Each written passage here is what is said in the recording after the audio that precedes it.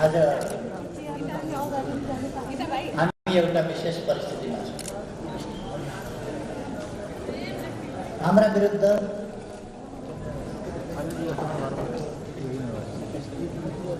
एउटा गम्भीर षड्यन्त्र चलिरहेको छ। विभिन्न शक्तिहरू देशभित्रका देशबाहिर विभिन्न शक्तिहरू हाम्रा विरुद्ध क्रियाशील छन्। किन हाम्रो विरुद्ध क्रियाशील छन्? किन हाम्रा विरुद्ध क्रियाशील हुनु पर्यो? हाम्रो पार्टीका विरुद्ध यस्तो षड्यन्त्र किन गर्नु पर्यो? हाम्रा विरुद्ध यति हमला किन गर्नु पर्यो? किनभने हामी राष्ट्रलाई साँच्चै नै सार्वभौम सत्ता सम्पन्न राष्ट्रको रूपमा सार्वभौम समानताको हैसियतमा विश्व सामु उभ्याउन चाहन्छौँ। हामी हाम्रो देशलाई साँच्चै नै स्वतन्त्र राष्ट्रको रूपमा उभ्याउन चाहन्छौँ। हामी हाम्रो स्वाधीनतालाई माया गर्छौँ र त्यो स्वाधीनताको स्वाधीन छौँ भन्ने तर पराधीनतालाई स्वीकारेर व्यवहार गर्न हामीले हाम्रो देशको भौगोलिक अखण्डतालाई माया गर्छौँ, त्यसका लागि सङ्घर्ष गर्छौँ, त्यसको रक्षा गर्छौँ र भौगोलिक अखण्डतालाई हामी हाम्रा देशका राष्ट्रिय हितहरूको रक्षा गर्छौँ। यसरी राष्ट्रिय सवालमा राष्ट्रियताको सवालमा भन्ने हो भने हामी सार्वभौम सत्ता, स्वाधीनता, स्वतन्त्रता, हाम्रो भौगोलिक अखण्डता र हाम्रा राष्ट्रिय हितहरू हामी अरू थुप्रै राष्ट्रिय हितहरू छ तिनीहरू हामी रक्षा गर्छौँ, दृढताका साथ रक्षा गर्छौँ। यो कुरा व्यवहारले संलग्न देखियो। यो कुरा देशका शत्रुहरूलाई, जनताको एकता र उन्नति देख्न नचाहनेहरूलाई, यो देश एउटा स्वाधीन सार्वभौम देशको हैसियतमा उठेको हेर्न नचाहनेहरूलाई र आफ्ना साना संकीर्ण वैयक्तिक स्वार्थका लागि राष्ट्रिय स्वार्थ तिलाञ्जली दिन नहिचकिचाउने तत्त्वहरूका लागि यो हाम्रो व्यवहार बडो सही नसक्ने व्यवहार हो। हामीले हाम्रो राष्ट्रिय आकांक्षा समृद्ध नेपाल र सुखी नेपाल, नेपाल समृद्ध हुनुपर्छ, नेपाली जनता सुखी हुनुपर्छ, यो राष्ट्रिय आकांक्षा भएका छ। यो सानो कुरा होइन। यसभित्र यसको व्याख्या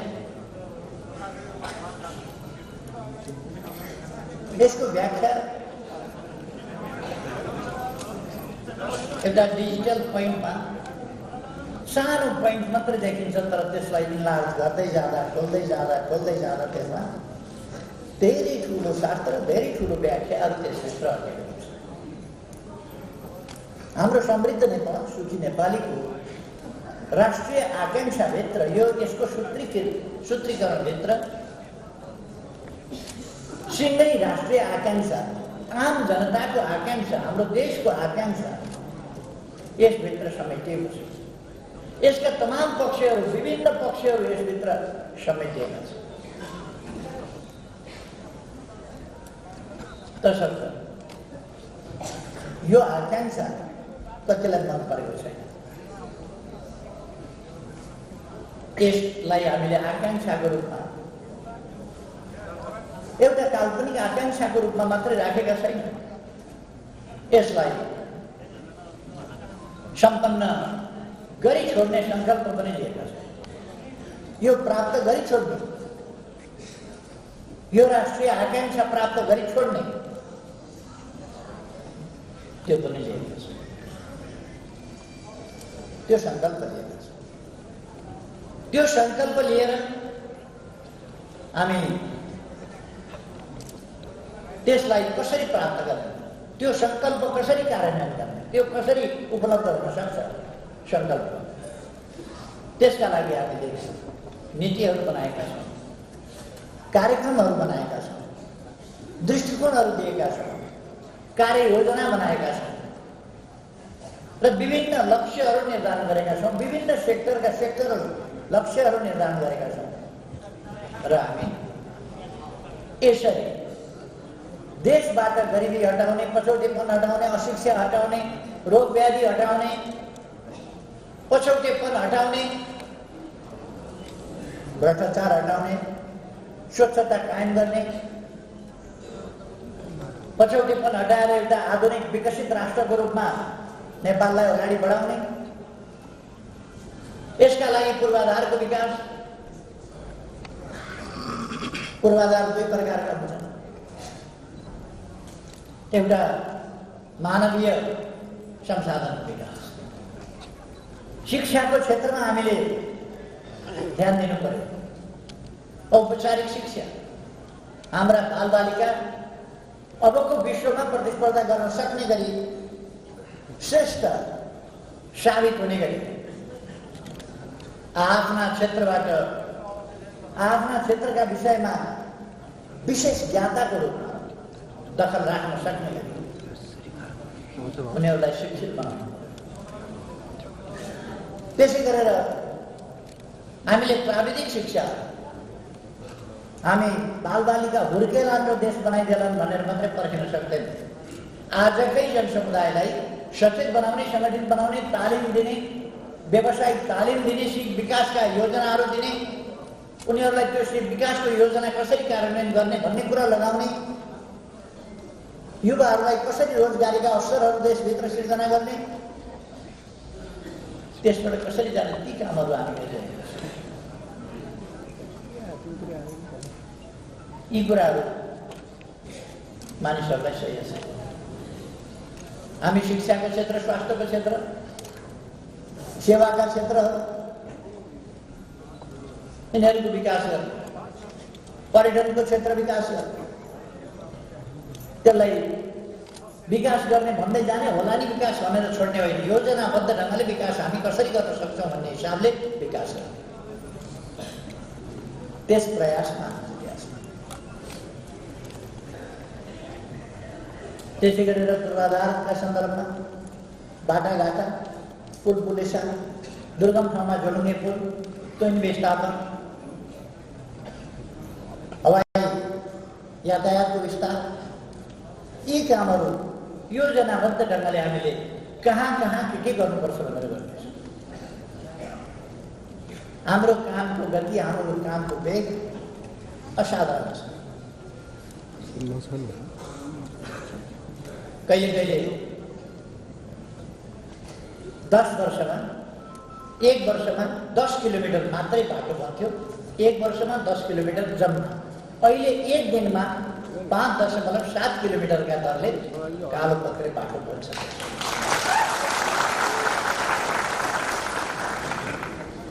यो कति गुणा हुन्छ तपाईँहरू विचार गर्न सक्नुहुन्छ।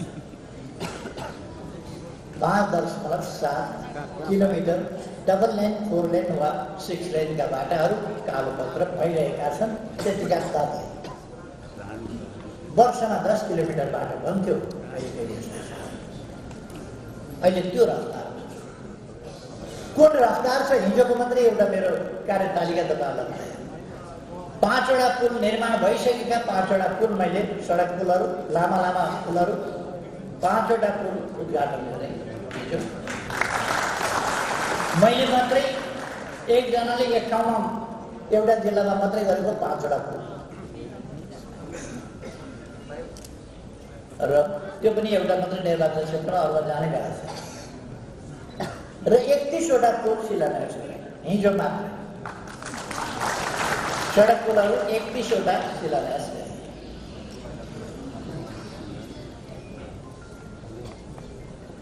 आज म यहाँ तपाईँहरूसँग भेटघाटका लागि आएँ, तपाईँहरूसँग केही विचार राख्नका लागि आएँ।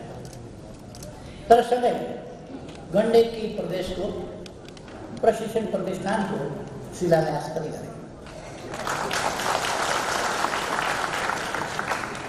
यस बीचमा यी 3 वर्षहरूमा कति विकास भएको छ, कति फरक परेको छ तपाईहरु आफै देख्न सक्नुहुन्छ। केमा फरक परेको छ, कति फरक परेको छ। हामी कृषि क्षेत्रलाई आधुनिकीकरण गर्दैछौँ, कृषिको आधुनिकीकरण, व्यावसायिकीकरण गर्दैछौँ।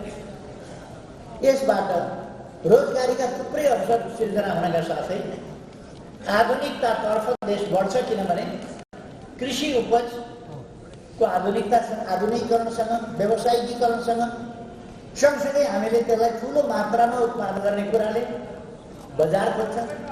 हाम्रो बजार पर्याप्त हुँदैन, त्यसले वैदेशिक बजार खोज्छ।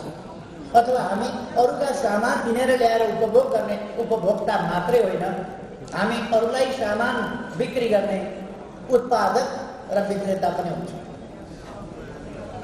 हामीले त्यो बाटो समातेको छ। त्यसर्थ म साथीहरूलाई भन्न चाहन्छु, हामी विकासको बाटोमा तीव्र गतिले अगाडि बढेका छौँ। जनतामा सचेतनता तीव्र गतिले अगाडि बढेको छ। त्यसै कारण देश विदेशका तत्त्वहरू यस पार्टीलाई ध्वस्त पार्न कोसिस गरिरहेका छन्, लागेका छन्।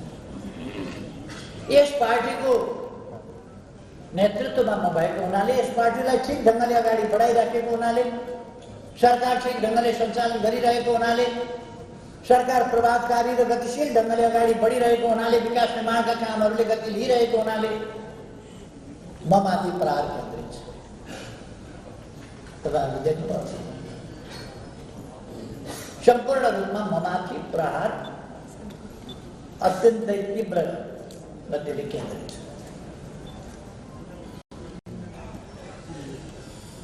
तपाईँहरू अनौठो नमान्नु होला।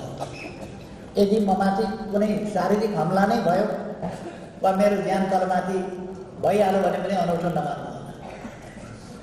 तर त्यस्तो हुन दिइने छैन, हामी सतर्कता अप्नाउँछौँ। म रहेन भने पनि केही छैन, आन्दोलन छ, पार्टी छ, आन्दोलन छ। यस आन्दोलनले प्रतिक्रियावादी तत्त्व र तिनका हतियारहरूसँग घुँडा टेक्नु हुँदैन। देशको भविष्य अन्धकारमा जान दिनु हुँदैन। देश बनाउने पार्टीको भविष्य अन्धकारमा जान दिनु हुँदैन। यस पार्टीलाई तलमाथि पर्न दिनु हुँदैन। केहीले तपाईँहरू सबै छोडिदिनुहोस् न, अनि फेरि पार्टी एकता हुन्छ। तपाईँहरू छोडिदिनुहोस्, पद छोडिदिनुहोस्, जिम्मेवारी छोडिदिनुहोस्, प्रदेश कमिटीमा हुनुहुन्छ भने छोडिदिनुहोस्, हामी बस्छौँ, एकता हुन्छ। किनभने त्यसो भएपछि हामीले देशलाई बडखलामा लगेर हाल्न पाउँछौँ भन्ने उनीहरूको कुरा हो। त्यो कुरामा तपाईँहरू अलमलिनु हुँदैन साथीहरू। र हामी हरेक परिस्थितिको सामना गर्छौँ। हरेक परिस्थितिको हामी पूर्ण रूपमा हामीले लडेर ल्याएको यसको पक्षमा हामी हुन्छौँ, रक्षा गर्छौँ, यसलाई सही व्यवहारमा उतार्छौँ। हाम्रो आचरण, अभ्यास, व्यवहार पनि पूर्ण लोकतान्त्रिक हुन्छ, त्योभन्दा बाहिर हामी जाँदैन। तर हामी अपराधी तत्त्वहरूसँग लडिरहेका छौँ। अपराधी तत्त्वहरूको सामना गर्नु परिरहेको छ। हामीले जाल झेल षड्यन्त्र टिक्रम बाहेक उनीहरूसँग राजनीति पनि छैन, लोकतान्त्रिक मूल्य मान्यता पनि छैन, बोल्ने के पनि टुङ्गो छैन। कसरी को रिस उठ्छ मान्छे, त्यसको अपमान कसरी गर्न सकिन्छ त्यो तपाईँहरूले देख्नुहुन्छ। कसरी अपमान गर्न सकिन्छ, मेरो अपमान कसरी गर्न सकिन्छ, झुटा लान्छना कसरी लगाउन सकिन्छ, त्यो झुटा लान्छनाहरूलाई कसरी प्रचारित गर्न सकिन्छ, त्यो काम उनीहरूले विधिवत 19 पृष्ठ लामो झुटा आरोपहरूको पुलिन्दा तयार गरेर विश्वव्यापी रूपमा प्रचार गरेको तपाईँहरूले देख्नु। त्यो किन गर्नु परेको थियो? त्यो झुटा लान्छनाहरूको पुलिन्दा किन? म एउटा व्यक्ति हुँ, तर मसँग मात्रै सम्बन्धित छैन। यो हाम्रो आन्दोलनलाई समाप्त पार्ने, पार्टी समाप्त पार्ने कुरासँग सम्बन्धित छ। त्यसकारण म कमरेडरलाई भन्न चाहन्छु, कुनै अलमलमा नगर्नुहोस्। हामीले सही बाटो लिएका छौँ। आन्दोलन उतार चढावहरू हुन्छन्। आन्दोलनले शुद्धिकरण खोज्छ कहिले कहिले, शुद्धिकरण र सुदृढीकरण। आजको आवश्यकता हाम्रा आफ्नै पनि आनीबानीहरूमा, व्यवहारहरूमा गुणात्मक ढङ्गले सकारात्मक परिवर्तन आउन जरुरी छ भनेर एउटा भन्न चाहन्छु। हामी जब गम्भीर लडाइँ लड्दैछौँ, ठुलो लडाइँ लड्दैछौँ, यत्रो राष्ट्र निर्माणको, राष्ट्रलाई विकसित बनाउने, सुदृढ बनाउने यो सङ्कल्पका साथ अगाडि बढ्दैछौँ, त्यो प्रतिबद्धताका साथ अगाडि बढ्दैछौँ भने हामीले त्यसमा केन्द्रित भएर आफ्ना सानातिना स्वार्थहरू, आफ्ना सानातिना आपसी मतभेदहरू, यस्ता कुराहरूमा अल्झिनै हुँदैन। हाम्रो बोली वचन अनुसरणीय हुनुपर्दछ। अरूले हाम्रो बोली वचनबाट शिक्षा लियो, प्रेरणा लियो, त्यस प्रकारले आफ्नै साथीहरूसँग हामीले अत्यन्तै आत्मीयताका साथ, स्नेहपूर्वक, प्रेमपूर्वक सही कुरा बुझाउने गर्नुपर्छ। हाम्रा आचरण अरूले अनुसरण गर्ने खालका राम्रा आचरण हुनुपर्छ, पवित्र आचरण हुनुपर्छ। हाम्रा आचरणमा खोट मान्छेले देख्यो भने हामीलाई किन पछ्याउँछ? हाम्रो आचरणमा खोट हुनु हुँदैन, हाम्रो व्यवहारमा खोट हुनु हुँदैन, हाम्रो बोली वचनमा खोट हुँदैन। किनभने हाम्रो उद्देश्य महान छ, खोट रहित उद्देश्य, खोट नभएको महान उद्देश्य पुरा गर्नका लागि आचरण, व्यवहार, विचार, शैली, तरिका यी सबै कुरा खोट रहित बनाउनुपर्छ। म कमरेडहरूलाई यसमा ध्यान आकर्षण गर्न चाहन्छु। यिनै सब कारण हाम्रा विरुद्ध आएका छन्। म तपाईँहरूको जागरणलाई, तपाईँहरूको चेतनालाई धन्यवाद भन्न चाहन्छु, सलाम भन्न चाहन्छु। यत्रो हमला भइरहेको छ, देशी विदेशी शक्तिहरू लागेका छन्, अनेक ठाउँबाट प्रहार भएको छ, तर पनि पार्टी कार्यकर्ताहरूमा विचलन छैन, निराशा छैन, अलमल छैन, बिल्कुल स्पष्टताका साथ तपाईँहरू अगाडि बढ्नु। कुनै अन्यल छैन, दुविधा छैन, के होला, हो कि होइन, हुन्छ हुँदैन, कता जाने, कसो गर्ने, यो कुनै दुविधा छैन। पार्टी ठिक ढङ्गले अगाडि बढिरहेको छ, बढ्छ। उनीहरूले भनिरहेका छन् हामीसँग केन्द्रीय कमिटीको बहुमत छ। त्यो बहुमत त मैले नै दिएको बहुमत हो, एकता गर्न, एकताका लागि भनेर दिएको। केन्द्रीय कमिटी बनाउँदा मैले मेरो नोट कपीमा नाम लेखेर केन्द्रीय कमिटी बनाएको, महाधिवेशनबाट छानिएर आएको, चुनाव जितेर आएको कुनै कमिटी हो र त्यो?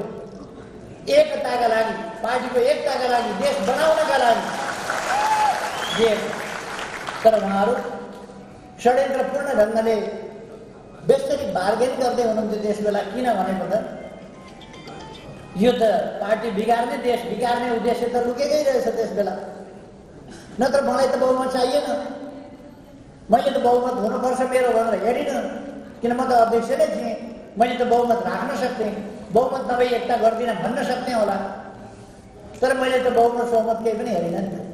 एकताबद्ध भएर जाउँ, देश बनाऊ, मिलेर अगाडि बढौँ, आन्दोलनलाई बलियो बनाऊ भनेर मैले कसैको हिसाब नगरिकन यसको यति, यसको यति, जसले जति जति भन्छ त्यति त्यति दिएर पार्टी एकता गरेको। एकीकरण गरिसक्ने बित्तिकै उहाँहरूले आफ्नो धन्दा सुरु गर्नुभयो। पार्टी कब्जा गर्ने, आन्दोलन ध्वस्त पार्ने, देश बर्बाद बनाउने, यस देशमा कम्फर्टेबल सरकार बनाइदिने के रहेछ?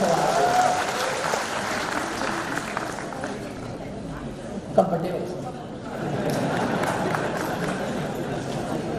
यो देश बनाउने सरकार होइन, यो देशको विकास गर्ने सरकार होइन, यो देशका जनताको सेवा गर्ने सरकार होइन, जनतालाई सेवा सुविधा उपलब्ध गराउने सरकार होइन, यस देशमा पूर्वाधार विकास गर्ने सरकार होइन, कसैका लागि कम्फर्टेबल हुने सरकार, कम्फर्टेबल हुने सरकार बनाउनु पर्छ। उहाँहरूको त्यो रहेछ योजना। त्यस योजना अन्तर्गत लिएको त्यो बहुमतको उहाँहरू पुरा गरिरहनु भएको छ। जुन हातले नाम लिएको त्यस हातले नाम काट्न सक्छ, नियुक्ति दिनेले नियुक्ति बदल गर्न सक्छ, नियुक्ति दिनेले नियुक्ति रद्द गर्न सक्छ। त्यसै कारण मैले अस्तिको दिन मात्रै मुख्य सचेतक बनाएको थिएँ देवप्रसाद गुरुङलाई। अस्तिका दिन मात्रै मैले बनाएको मैले हटाइदिएँ। अस्तिका दिन अर्को मुख्य सचेतक मैले नियुक्त गरेँ, मैले गर्ने हो। उहाँहरूले भनेको केन्द्रीय कमिटी पनि मैले बनाएको हो। जरुरी परेका बेला अहिलेसम्म मैले उहाँहरूलाई चलाएको छैन है, चलाएकै छैन। हाम्रो पार्टीमा उहाँहरू सामना गर्न नसक्नु, मुख देखाउन नसक्नु, लाजले भाग्नु एउटा कुरा हो। बदमासी देखिएपछि भाग्नु एउटा कुरा हो। तर उहाँहरूको पद केही पनि चलाइदिएको छैन। आउनुहोस् त, अध्यक्ष हुँदै हुनुहुन्छ। अब बाटामा अध्यक्ष भएँ भनेर, माइतीघर मण्डलामा अध्यक्ष भएँ भनेर, ब्याङ्केट कार्की ब्याङ्केटमा अध्यक्ष भएँ भनेर, अञ्चल अध्यक्ष भएँ भनेर, कतै दलको नेता छानिए म भनेर यिनीहरू त आफै अबेर लाउँछन्, आफै लड्डु खान्छन्, आफै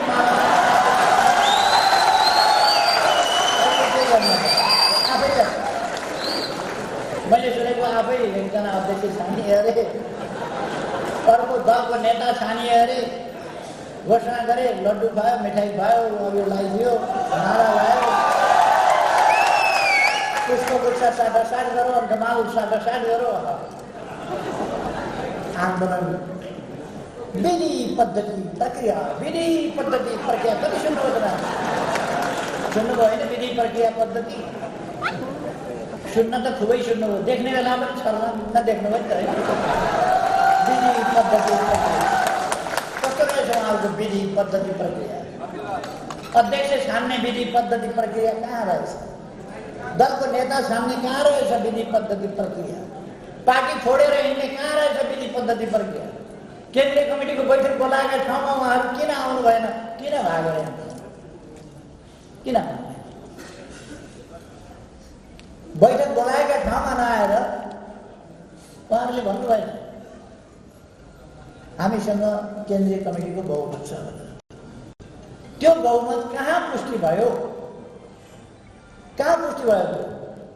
त्यो पुष्टि भएको छैन। त्यो बहुमत होइन। कार्की ब्याङ्केटमा कसैलाई भोज खान बोलाएर भोज खान आएका मान्छे जतिलाई गनेर म तेरोतर्फ यति मान्छन् भनेर बहुमत हुन्छ? पार्टीको कमिटीमा आउनु पर्यो, अध्यक्षले बोलाएको बैठकमा आउनु पर्यो, महासचिवले बोलाएको बैठकमा आउनु पर्यो, दलको नेताले बोलाएको बैठकमा आउनु पर्यो। उहाँहरू दलको नेता फेर्नुहोस् न, विधिवत फेर्नुहोस्, बैठक बोलाइदिन्छु, आउनुहोस् न विधिवत। यी आवधिक कुरा भयो, अहिलेका कुरा भयो। अहिलेको यो परिस्थिति, जुन परिस्थितिमा हामीले यस्तै अब तपाईँहरूले देखिहाल्नुभएको छ, प्रधानमन्त्रीको खोजी पत्र भइरहेका छ, दौडादौड छ प्रधानमन्त्रीको खोजीमा।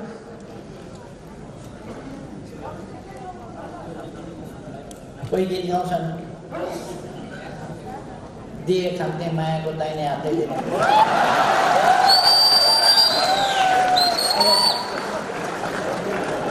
साथीहरूले मानिदिए भने म पनि हुन्छु भन्छ, माने भने त म पनि हुन्थेँ भन्छ। त्यही दिए खान्थे मायाको दाहिने हातले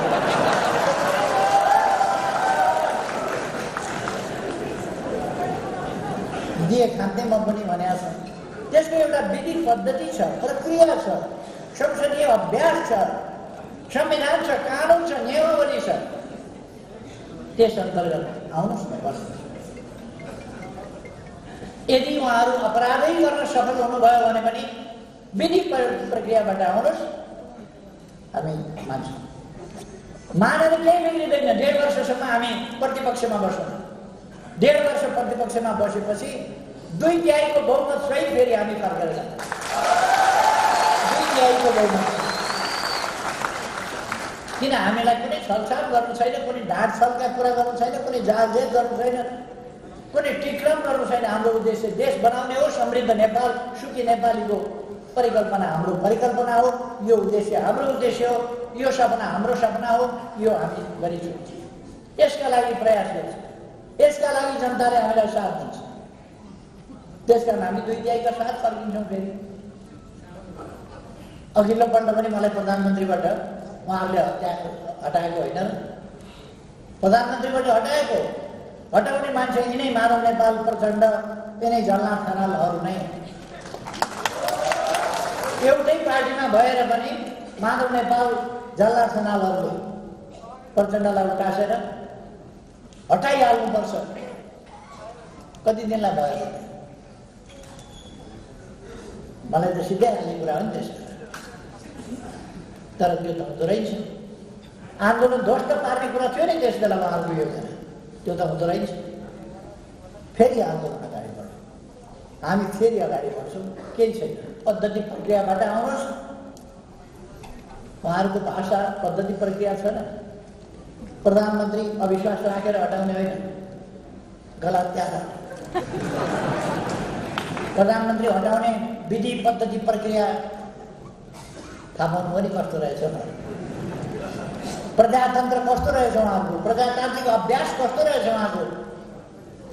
अविश्वास प्रस्ताव राखेर हटाउन पाउनुहुन्छ नि उहाँहरूले, हटाउनुहोस् न अविश्वास प्रस्ताव राखेर। त्यो बाटो नजाने गलत त्याग कुन लोकतान्त्रिक अभ्यासभित्र पर्छ? भारतमा गलत त्याग प्रधानमन्त्री फेर्छ। कमसेकम कुस्तीमा जसले जित्छ हार्छ भन्ने नियम राख्दा पनि हुन्थ्यो। गलत एउटा नियम त कमसेकम चाहियो नि, कुस्ती नै खेल्ने। उहाँहरूलाई आफू बलियो छु भन्ने जस्तो लाग्छ भने प्रधानमन्त्रीसँग कुस्ती खेलेर जसले जित्छ त्यही प्रधानमन्त्री भन्यो भने राम्रै हुन्छ। अहिले मलाई उहाँले जितिहाल्नुहुन्छ, उहाँ हुनुहुन्छ, त्यसपछि उहाँले उहाँलाई पर्नुहुन्छ, त्यसपछि अर्को आउँछ, अर्को दिन आउँछ। दिनमा 2 पल्ट 3 पल्ट प्रधानमन्त्री फेरिन्छ। गलत त्याउने परिपाटी भन्दा त यो कुस्तीकै परिपाटी होइन भने नियम बनाउँदा भयो। 1 महिनामा प्रतियोगिता आयोजना गर्दा केही त चाहियो नि नियम। अब सोझै उहाँहरू त गलत त्याउने संसदीय अभ्यासका कुरा गर्ने हो भने त्यो अभ्यासमा यी अहिलेका आवधिक कुराहरू। हामीले संसदको बेहाल उहाँहरूले बनाएको, सरकारलाई राम्ररी काम गर्न नदिएको। यद्यपि हामीले थुप्रो काम गरेका छौँ, बलजफ्ती काम गरेका छौँ, अगाडि बढेका छौँ, अगाडि बढाएका। तर पनि उहाँहरूले हामीलाई काम गर्न व्यवधान गर्नुभयो, रोक्नुभयो। आयोगहरू बन्न सकेन 3 वर्षसम्म। संविधान बनेको 6 वर्ष आयोग बन्दैन, कस्तो त्यो स्थिति हामीले भोग्नु पर्यो। त्यसर्थ हामीले चल्दै नचल्ने भएपछि, देशको समय बर्बाद हुने भएपछि प्रतिनिधि सभा विघटन गर्न सिफारिस गरे, विघटन भयो। त्यसले निर्वाचनको बाटो देशले लिइसकेका थियो। सर्वोच्च अदालतको फैसला यदि यो राजनीतिक विषय, राजनीतिक हिसाबले जनताका बीचबाट टुङ्गिने कुरा अलोकतान्त्रिक होइन। जनताले फैसला गर्ने कुरा, सार्वभौम सत्ता सम्पन्न जनताले फैसला गर्ने कुरा, जनताको जनादेशबाट देश चल्ने कुरा, आवधिक निर्वाचनको कुरा र संविधानका विभिन्न धारा 76 को साथ धारा 85 लगायतका धाराहरू र प्रधानमन्त्रीका अवशिष्ट अधिकार अथवा विभिन्न देशका लोकतान्त्रिक देशका अभ्यासहरू, यस्तो प्रणाली भएका देशका अभ्यासहरू, संसदीय व्यवस्था भएका देशका अभ्यासहरू, हाम्रै विगतका अभ्यासहरू सबैलाई हेर्दा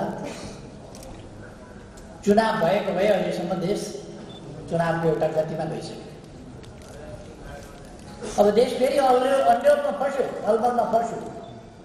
जे भए पनि सर्वोच्च अदालतले फैसला गर्यो, हामी त्यसलाई मान्छौँ, कार्यान्वयन गर्छौँ। अब 23 गते प्रतिनिधि सभाको बैठक बस्छ, त्यसका लागि हामीले लागि सम्माननीय राष्ट्रपतिज्यू समक्ष सिफारिस गरिसकेका छौँ। 23 गते प्रतिनिधि सभा बैठकको भने 23 गते बैठक गर्छ। हामी मान्छौँ त्यसलाई अदालतको फैसलालाई, तर त्यसले परिणाम के दिन्छ हामीले हेर्न पर्ने हुन्छ। परिणाम के दिन्छ, कता लान्छ देशलाई? स्वस्थ अभ्यासतिर लान्छ कि अस्वस्थ अभ्यासतिर लान्छ? यी शक्तिहरू जो जनताका नाम सुन्ने बित्तिकै डराउँछन्, जनताका बीचमा जान डराउँछन्, ती शक्ति पार्लियामेन्टमा तिनको भूमिका कस्तो हुन्छ त्यो हेर्न पर्छ। ती कुराहरू हामीले हेर्न पर्छ। अब राष्ट्रिय राजनीति कता जान्छ त्यो हामीले हेर्नु पर्छ। तर म पार्टी अध्यक्षको हैसियतले कमरेडरलाई भन्न चाहन्छु, तपाईहरु किञ्चित घबराउनु पर्दैन। पार्टी समृद्ध नेपाल, सुखी नेपालीको गन्तव्यतर्फ दृढताका साथ अगाडि बढ्छ।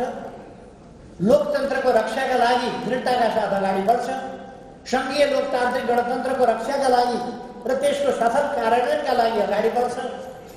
संविधानको रक्षा र कार्यान्वयनका लागि अगाडि बढ्छ। होला समयानुकूल ढङ्गले संविधानमा कहिले कहिले परिमार्जन संशोधन गर्नु पर्ला, तर आधारभूत रूपमा लोकतान्त्रिक मूल्य मान्यताहरू जो स्थापित भएका छन् त्यसको रक्षा गर्दै हामी अगाडि बढ्छौँ। हामी कुनै मुद्दा जितेर आएको पार्टी पनि होइनौँ, मुद्दा जितेर आएको लिडरसिप पनि होइनौँ, मुद्दा जितेर कुनै पद प्राप्त गरेका पनि होइनौँ। हामीले जनताको अभिमतबाट, जनताको बलबाट देशलाई अगाडि बढाएका छौँ। यो प्रजातन्त्र ल्याएका छौँ, लोकतन्त्र ल्याएका छौँ, अगाडि बढाइरहेका छौँ यो जनताको बलमा। त्यसकारण जनता सबभन्दा बलशाली हुन्छ, शक्तिशाली हुन्छ। हामी देशलाई अलोकतान्त्रिक बाटोमा जान, जथाभावी जान दिँदैन। हामी त्यो सामर्थ्य राख्छौँ। त्यसकारण हामी लोकतान्त्रिक अभ्यास मार्फत, सही लोकतान्त्रिक अभ्यास मार्फत लोकतन्त्रको रक्षा र विकास गर्दै अगाडि बढ्छौँ। यसमा कमरेडहरू ढुक्क हुनुभएको छ। हामी तपाईहरु के ढुक्क हुनुहोस् भने हामी एकदम कुनै आलो खाँचो ढङ्गले तत्काल बनेको लिडरसिप होइन पार्टी। यो लामो इतिहास, विभिन्न प्रकारका अनुभव, भूमिगत जीवनका सङ्घर्षका अनुभवहरू, विभिन्न प्रकारका अनुभवहरू, जेलमेलका अनुभवहरू, अनेक अनुभवहरू सँगालेर आएको, प्रतिपक्षमा बसेको, सडकमा आन्दोलन गरेको, विभिन्न ढङ्गले आन्दोलनहरू गरेको, भूमिगत बसेको, निर्वाचनमा बसेको, सडकमा बसेर व्यवस्थाका विरुद्धमा जति बेला तानाशाही छ त्यसका विरुद्ध लडाइँ गरेको अनुभव पनि छ। हारेर जेलमा बसेको, लुकेर बसेको अनुभव पनि छ। त्यो हामीले अलिकति हारेकै मनले हारेका होइनौँ। हामीलाई दबाइएको त्यो दबावका विरुद्ध, त्यो दमनका विरुद्ध सङ्घर्ष गरेर फेरि हामी अगाडि आएका अनुभव पनि छन्। हामीसँग संसदमा प्रतिपक्षमा बसेर जनताका हितका पक्षमा, देशको हितको पक्षमा आवाज उठाएका अनुभव पनि छन्। र हामीसँग सरकार सञ्चालनका अनुभव पनि छन् र हामीले अरूभन्दा प्रतिपक्षमा हुँदा पनि अरूभन्दा उत्तम भूमिका खेलेका छौँ र सरकारमा हुँदा पनि अरूभन्दा उत्तम भूमिका खेलेका छौँ। सरकारमा हुँदा अरूभन्दा धेरै अगाडि कसरी देश विकास हुन सक्छ, कसरी देश विकास गर्न सकिन्छ भन्ने कुरा त्यो पनि हामीले गरेका छौँ। यो आन्दोलन एकै दिन फुत्त आएको हो। त्यो आन्दोलनका 72 वर्षका आन्दोलन छ।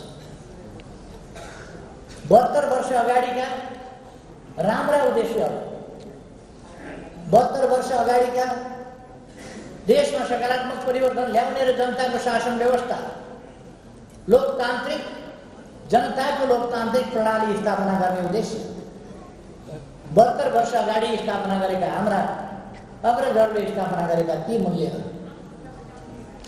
आज हामी दृढताका साथ अगाडि बढाइरहेको छ। त्यस बेला पनि हाम्रो पार्टी राष्ट्रियताको पक्षमा थियो, लोकतन्त्रको पक्षमा थियो, गणतन्त्रको पक्षमा थियो, सामाजिक न्याय र समानताको पक्षमा थियो र यस देशमा सामाजिक न्याय र समानताको पक्ष पोषण गर्ने वास्तविक लोकतन्त्रको या राणातन्त्र हटाउने कुरा गर्नु एउटा कुरा हो, राजतन्त्रको पक्षमा लड्ने कुरा गर्नु एउटा कुरा हो, तर राणातन्त्र र राजतन्त्रका बीचको लडाइँमा एकतिर लागेर त्यो साँडे जुलेका ठाउँमा बाछो एकतिर धुरा पर्छ नि, त्यस्तो धुरा पस्ने पार्टी होइन। यसले दुईटै प्रतिक्रियावादी शक्तिहरूलाई फाल्नुपर्छ, सामन्तवाद फाल्नुपर्छ भन्ने स्पष्ट अडान उसै बेलादेखि बलिदानपूर्ण सङ्घर्ष गरेर आएको हो यो पार्टी। यसले विभिन्न षड्यन्त्रहरूको सामना गर्नु पर्यो, विभाजनको सामना गर्नु पर्यो, टुटफुटको सामना गर्नु पर्यो, तर ती टुटफुट ससाना चोइटाहरूमा साना साना चोइटाहरूमा पार्टी बाँडिँदा त्यस ठाउँबाट फेरि चोइटाहरू जोड्ने, नयाँ पार्टी बनाउने, नयाँ पार्टी निर्माण गर्ने र अलग अलग भएका चोइटाहरू पनि जोड्दै लिएर आउने र यो ठाउँमा पुर्याउने सम्मको अनुभव आएको छ। 72 वर्ष अगाडि स्थापना गरेका हाम्रा अग्रजहरूले स्थापना गरेका ती मूल्यहरू आज हामी दृढताका साथ अगाडि बढाइरहेका छौँ। त्यस बेला पनि हाम्रो पार्टी राष्ट्रियताको पक्षमा थियो, लोकतन्त्रको पक्षमा थियो, गणतन्त्रको पक्षमा थियो, सामाजिक न्याय र समानताको पक्षमा थियो र यस देशमा सामाजिक न्याय र समानताको पक्ष पोषण गर्ने वास्तविक लोकतन्त्रको या राणातन्त्र हटाउने कुरा गर्नु एउटा कुरा हो, राजतन्त्रको पक्षमा लड्ने कुरा गर्नु एउटा कुरा हो, तर राणातन्त्र र राजतन्त्रका बीचको लडाइँमा एकतिर लागेर त्यो साँडे जुलेका ठाउँमा बाछो एकतिर धुरा पर्छ नि, त्यस्तो धुरा पस्ने पार्टी होइन।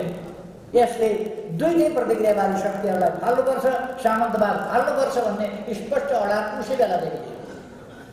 उसै बेलादेखि बलिदानपूर्ण सङ्घर्ष गरेर आएको हो यो पार्टी। यसले विभिन्न षड्यन्त्रहरूको सामना गर्नु पर्यो, विभाजनको सामना गर्नु पर्यो, टुटफुटको सामना गर्नु पर्यो, तर ती टुटफुट ससाना चोइटाहरूमा साना साना चोइटाहरूमा पार्टी बाँडिँदा त्यस ठाउँबाट फेरि चोइटाहरू जोड्ने, नयाँ पार्टी बनाउने, नयाँ पार्टी निर्माण गर्ने र अलग अलग भएका चोइटाहरू पनि जोड्दै लिएर आउने र यो ठाउँमा पुर्याउने सम्मको अनुभव आएको छ। 50 वर्ष अगाडि टुक्रा टुक्रामा आन्दोलन बाँडिएको बेला, पार्टी बाँडिएको बेला युवा अवस्थामा हामीले नयाँ पार्टीको निर्माण सुरु गरेका थियौँ र एकीकरणको अभियान पनि सुरु गरेका थियौँ। नयाँ र सही जुझारु विचारका साथ अगाडि बढ्ने नीति लिएका थियौँ, पार्टी विस्तारको नीति लिएका थियौँ र एकता एकीकरण पनि गर्दै जाने नीति लिएका थियौँ। देशमा आमूल परिवर्तन ल्याउनुपर्छ, त्यसका लागि कम्युनिस्ट पार्टी मजबुत हुनुपर्छ, राष्ट्रव्यापी हुनुपर्छ। हामीले त्यसै बेला बुझेको थियौँ।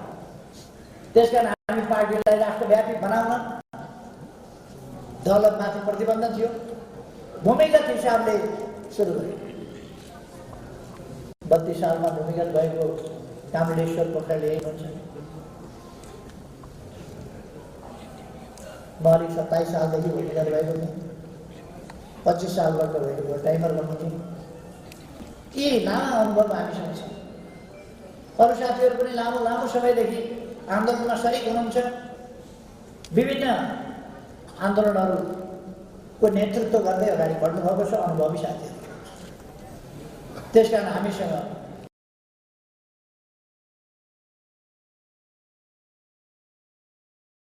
नेतृत्वको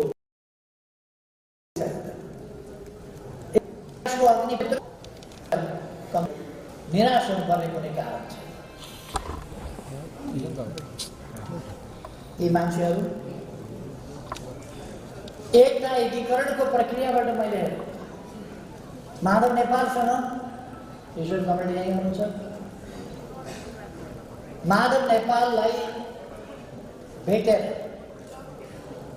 2029 साल चैतमा भेटेर उनको डेरामा सेल्टर लिएर 30 सालको आधा वर्षसम्म लगातार सम्झेर तपाईँ पोलिटिक्समा लाग्नु पर्यो भनेर उहाँसँगै 32 साल 1-2 महिना अगाडि होला भन्दा के छ।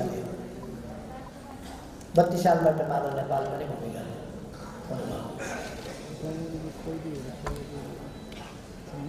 तर माधव नेपाल त्यस बेला अहिलेको जस्तो खराब हुन थियो।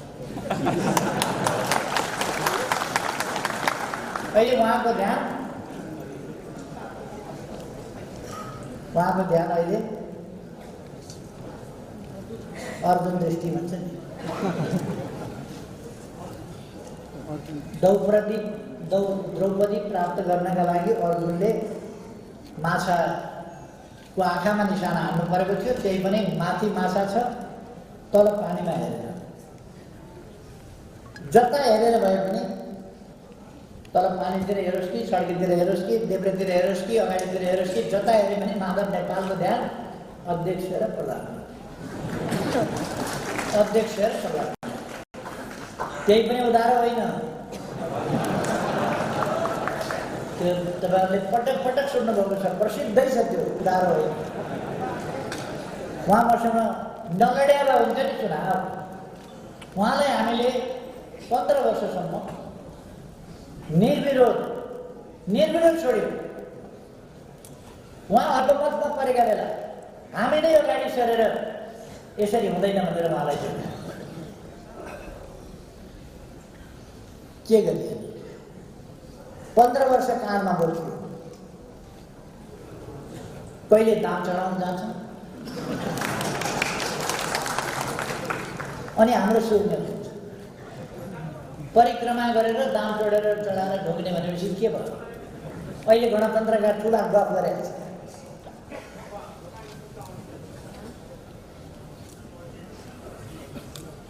प्रचण्डको दरबारसँगको साँठगाँठको कहानी मैले अहिले भन्न भ्याउँदैन।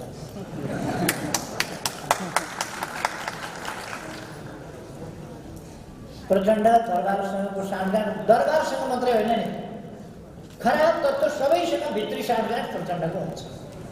सबै खराब तत्त्व भित्री साँठगाँठ।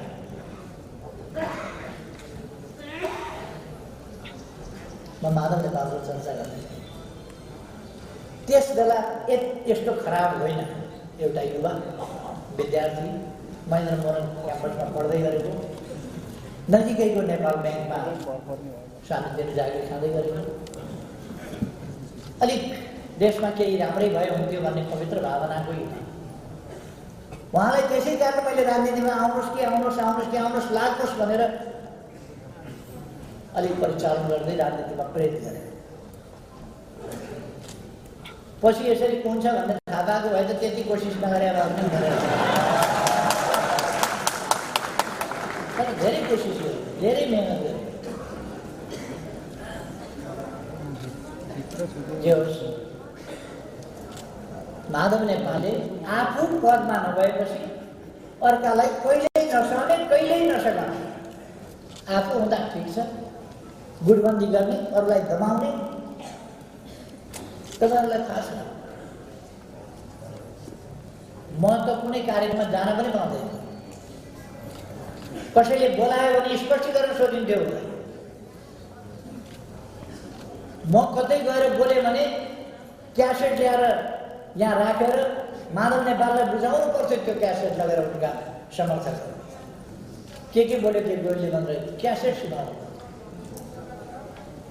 कसैले बोलाउन नपाउने, कतै जान नपाउने, पत्र पत्रिकामा अन्तर्वार्ता दिन नपाइने, टेलिभिजनमा कतै गएर बोल्न नपाइने। एउटा हवलदारको भूमिका खेलाइ, यो सिरियलमा एउटा हवलदारको भूमिका खेल्छ। ट्राफिकको भूमिका, कानुन कडा छ। माधव नेपालका बाला त्यस्तै थियो, कानुन कडा, कतै जान नपाइने, कसैले बोलाउन नपाउने, कहीँ जान नपाउने, कतै बोल्न नपाइने। कहीँ बलजस्ती गएर बोल्यो भने उनका मान्छेले रेकर्ड गर्नुपर्ने र उनका हजुरमा बुझाउनु पर्ने, होइन भने त्यसले पनि खप्की खान्थे, कारवाही गर्नु पर्छ। किन रेकर्ड गर्यो, के बोल्यो, टिप्पण खोइ के बोल्यो।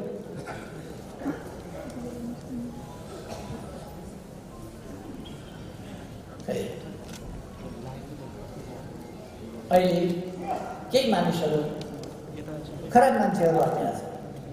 हामीले हटाएको होइन, आफै हटाएको छ। ती केही खराब मान्छेहरू हट्दा अरू केही मान्छेहरूलाई डर, त्रास, प्रलोभन, धोका अनेक चिज दिएका छन्। म हाम्रा साथीहरूलाई आग्रह गर्न चाहन्छु, भ्रममा नपर्नुहोस्, धोकामा नपर्नुहोस्। डर लाग्नुपर्ने केही आवश्यकता छैन, त्रासमा पर्नुपर्ने केही आवश्यकता छैन। उनीहरूले दिएका भ्रम, डर, त्रास, धोका केहीमा पनि नपर्नुहोस्। देशप्रति वफादार हुनुहोस्, आन्दोलनप्रति वफादार हुनुहोस्, पार्टीप्रति वफादार हुनुहोस्, जनताप्रति वफादार हुनुहोस्, हाम्रा महान उद्देश्यहरूप्रति वफादार हुनुहोस्, हाम्रो पवित्रताप्रति वफादार हुनुहोस्। पवित्र ढङ्गले हामीले देशको सेवा गर्नुपर्छ। त्यसकारण म साथीहरूलाई आग्रह गर्न चाहन्छु, एकदमै दृढताका साथ अगाडि बढ्नुहोस्। जो साथीहरू भ्रममा परेर अहिलेसम्म पनि उनीहरूका पछाडि लाग्नुभएको छ, उता जानुभएको छ, म आग्रह गर्न चाहन्छु, फर्किनुहोस्।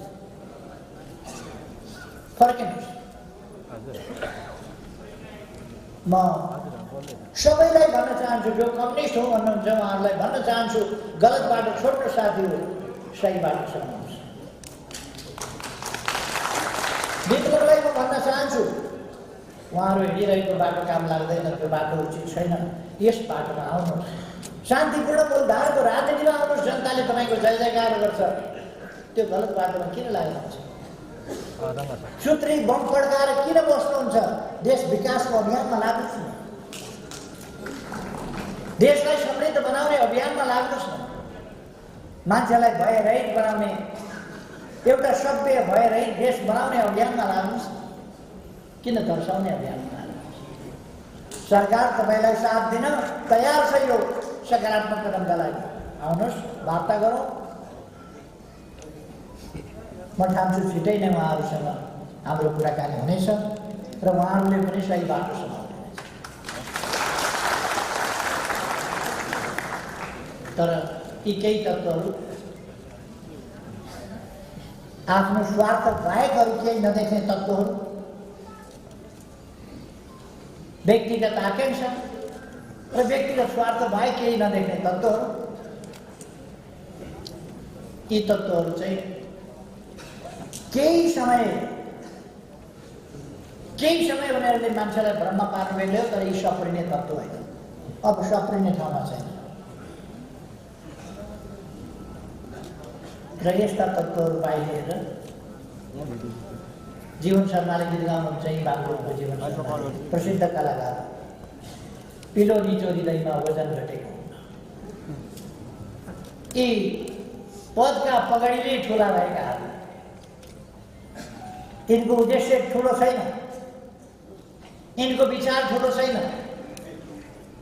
यिनका कामहरू पनि ठुला छैन।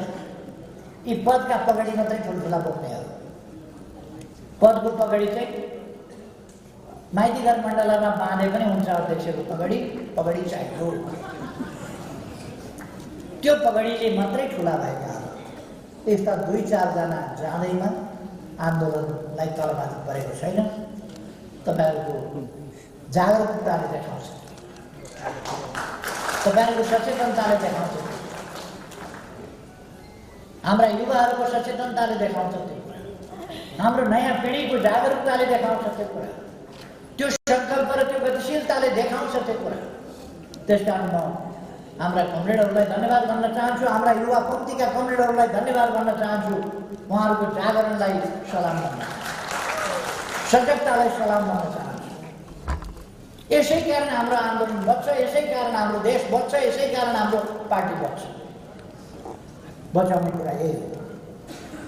हाम्रा कार्यकर्ताहरूको जागरण, हाम्रा युवाहरूको जागरण, नयाँ पुस्ताको जागरण र त्यस जागरणले जनतामा फैलाउने जागरण, नेपाली जनतामा अहिले आएको जागरण, यसले हाम्रो आन्दोलन बच्छ।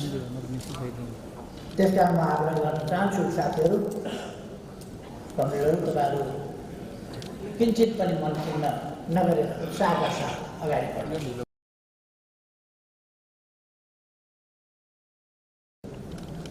विघटित प्रतिनिधि सभा भयो, अदालतले पुनर्स्थापना गर्यो भनेको सुन्दा मलाई केही पनि फरक परेन। यस्तो कुराहरू त आइरहन्छ, किन फरक पर्ने? त्यो नयाँ परिस्थिति आयो, नयाँ परिस्थितिको नयाँ ढङ्गले सामना गरेर अगाडि बढ्ने। अनि त्यसले कुनै भिन्नता ल्याउनु हुन्छ होइन। हामी दुखित हुनुपर्ने कुरा, चिन्तित हुनुपर्ने कुरा होइन। हाम्रो देश बनाउने महान सङ्कल्प यथावत छ, किन चिन्तित हुने? मलाई अर्को कार्यक्रम एउटा गरेर फेरि फर्किनु छ। कमेडी सो प्रोग्राम हुँदै हुनुहुन्छ, अरू कमेडीहरू हुँदै हुनुहुन्छ, त्यसकारण अरू कुराहरू कमेडीहरूले राख्नुहुनेछ। खालि म तपाईँहरूलाई भन्न चाहन्छु, आत्मबलका साथ, उच्च मनोबलका साथ, आत्मविश्वासका साथ एकताबद्ध भएर र अनुशासित ढङ्गले, गतिशील ढङ्गले अगाडि बढौँ। विजय हाम्रै। हामी जित्नेछौँ एक दिन होइन, हामी जित्दै जानेछौँ। अब किन हामीले जितेका छौँ, हामी जित्दै जानेछौँ। त्यो विश्वासका साथ अगाडि बढौँ। सबैमा धेरै धेरै शुभकामना। धन्यवाद।